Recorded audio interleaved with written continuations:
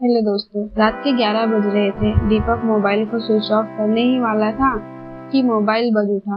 वह प्रतिदिन सोने से पहले मोबाइल स्विच ऑफ कर देता था। उसके आइडिया वाले सिम का रिचार्ज खत्म होने वाला था, इसीलिए उसने सोचा शायद कोई नया ऑफर का मैसेज आया है, क्योंकि जब से जियो मार्केट में आया है तब से कंपनियां नए नए सस्ते ऑफर निकाल रही है। दीपक बिहार के किसी एक गाँव का वासी है जो दिल्ली के शाहीबाग इलाके में दोस्तों के साथ रहकर राजमिस्त्री का काम करता था। दिहाड़ी कोई बहुत ज्यादा नहीं थी, इसीलिए वह अपने खर्चों को कम से कम करने की कोशिश करता ताकि घर वालों को ज्यादा से ज्यादा पैसे मिल सके। इसीलिए उसने उत्सुकता के साथ मैसेज खोला, लेकिन यह क्या, मोबाइल की स्क्रीन पर सिर्फ एक शब्द जगमगा रहा था, सॉरी। दीपक को एक पल के लिए तो कुछ भी समझ नहीं आया, लेकिन जब उसकी नजर मैसेज भेजने वाले नंबर पर पड़ी तो वो अचानक से बिस्तर से उठ गया। मैसेज भेजने वाले का नाम शायद उसके मोबाइल में सेव था और यह उसकी नींद उड़ाने के लिए काफी था। सब कुछ तो भूल गया था, लेकिन इस नंबर को डिलीट करना कैसे भूल गया मैं, उसने खुद को कोसते हुए कहा। वह दोबारा से सोने के इरादे से बिस्तर पर लेट गया, लेकिन नींद उसकी आंखों से कोसों दूर जा रही थी। जिन यादों को उसने दिल के अंधेरे कुएं में दफन कर दिया था, वो एक बार फिर से जिंदा हो गई थी। उसने बेचैन होकर करवट बदला, मगर वो यादें इतनी आसानी से पीछा छोड़ने वाली कहाँ थी। उसने खिड़की से बाहर देखा, काले बादलों की एक टुकड़ी धीरे धीरे चांद को अपने आहोश में ले रही थी, और इधर यादों ने भी उसके दिल दिमाग को आहोश में ले लिया था। बीते कल की एक एक घटना उसे फिल्म की भांति सामने दिखाई दे रही। उसने घबराकर आंखें बंद कर ली और आखिरकार यादों के घने जंगल में खो गया। ओ हेलो, सुनिए ना। रात के करीब 9 बज रहे थे। वह छत पर लेटा हुआ आसमान में टिमटिमाते तारे गिन रहा था। तभी किसी लड़की के फुसफुसाने की आवाज सुनाई पड़ी। उसने चौंक कर आवाज की दिशा में नजर दौड़ाई। उसने देखा छत की सीढ़ियों के आखिरी में बने छोटे से दरवाजे के पास एक सांवली सी लड़की उसे अपनी तरफ आने का इशारा कर रही थी। लड़कियों के मामले में वह काफी शर्मीला था और वह नई नई रिश्तेदारी में आया था, इसीलिए उस लड़की के पास जाने में वो थोड़ा संकोच हो रहा था। आप आइए ना, उसने शरारती अंदाज से कहा। उसे लगा कि कोई शायद उसके साथ मजाक करने के इरादे से आया है। वह लड़की डरते डरते उसके पास आई और उसके हाथों में एक लिफाफा थमाते हुए बोली, यह मेरी दोस्त रिया ने आपको देने के लिए कहा है। यह रिया कौन है? उसने सांवली लड़की से पूछा।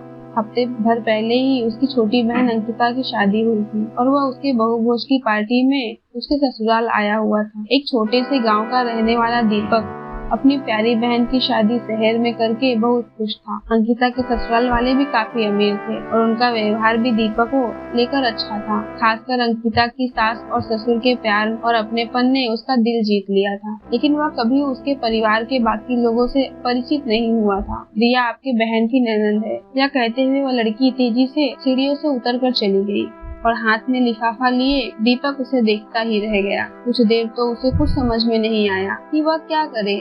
फिर कुछ देर सोचने के बाद उसने धीरे से लिफाफे को खोलकर देखा। अंदर एक छोटा सा लेटर और एक सांवली सी लड़की की तस्वीर थी। सांवली सी लड़की को ध्यान से देखते हुए उसने अपने दिमाग पर जोर डाला। उसे लगा कि शायद मैंने इसे कहीं देखा है। हाँ, याद आया, पिछले साल सगाई में जब मैं यहाँ आया था तो यही लड़की दही फेंक कर भाग गई थी। और हाँ, बारात में शामिल 4-5 लड़कियों में यह भी थी, लेकिन मैंने ध्यान नहीं दिया था। मुस्कुराते हुए उसने सोचा। तस्वीर को साइड में रखते हुए उसने मोबाइल का टॉर्च जलाकर उस लेटर को पढ़ना शुरू किया। मेरे प्रिय दीपक जी, मैं आपसे बहुत बहुत बहुत ज्यादा प्यार करती हूँ। मैं आपसे इतना प्यार करती हूँ कि बता नहीं सकती। आप बस इतना समझ लीजिए कि मैंने अपना तन मन आपके नाम कर दिया है। मैं आपको अपना पति मान चुकी हूँ और इस जन्म में मैं आपके सिवा और किसी की नहीं हो सकती। और आप ये मत समझना कि मुझे आपके जिस्म से प्यार है। मैं आपको पिछले 1 साल से प्यार करती हूँ, बिना देखे बिना जाने, केवल आपके नाम से। जानते हैं कैसे? 1 साल पहले जब हमारे घर के लोग आपकी बहन को देख कर आए थे, तभी से हमारे घर के सभी लोग आपकी तारीफ करते हैं। सब कहते हैं कि लड़की का भाई बहुत सुंदर है, बहुत अच्छा है। मेरी नानी तो कहती है कि उसी लड़के से रिया की शादी होगी। उनकी बात सुनकर मैं सोच रही थी कि कैसा लड़का है कि सभी लोग हमेशा उसकी ही तारीफ करते हैं। इस तरह धीरे धीरे मुझे आपसे प्यार हो गया। पिछले 1 साल से मैंने हर पल आपका इंतजार किया कि कब ये शादी होगी और कब मैं आपको देखूंगी, और अब आपको देखने के बाद ऐसा लगता है कि एक पल भी आपके बिना जी नहीं सकूंगी। दीपक जी, पता नहीं आप मेरी बात पर विश्वास करेंगे या नहीं, लेकिन एक बात पर विश्वास नहीं आया। लेकिन जब उसकी नजर मैसेज भेजने वाले नंबर पर पड़ी तो वो अचानक से बिस्तर से उठ गया। मैसेज भेजने वाले का नाम शायद उसके मोबाइल में सेव था, और यह उसकी नींद उड़ाने के लिए काफी था। सब कुछ तो भूल गया था, लेकिन इस नंबर को डिलीट करना कैसे भूल गया मैं, उसने खुद को कोसते हुए कहा। वह दोबारा से सोने के इरादे से बिस्तर पर लेट गया, लेकिन नींद उसकी आंखों से कोसों दूर जा रही थी। जिन यादों को उसने दिल के अंधेरे कुएं में दफन कर दिया था, वो एक बार फिर से जिंदा हो गई थी। उसने बेचैन होकर करवट बदला, मगर वो यादें इतनी आसानी से पीछा छोड़ने वाली कहाँ थी। उसने खिड़की से बाहर देखा।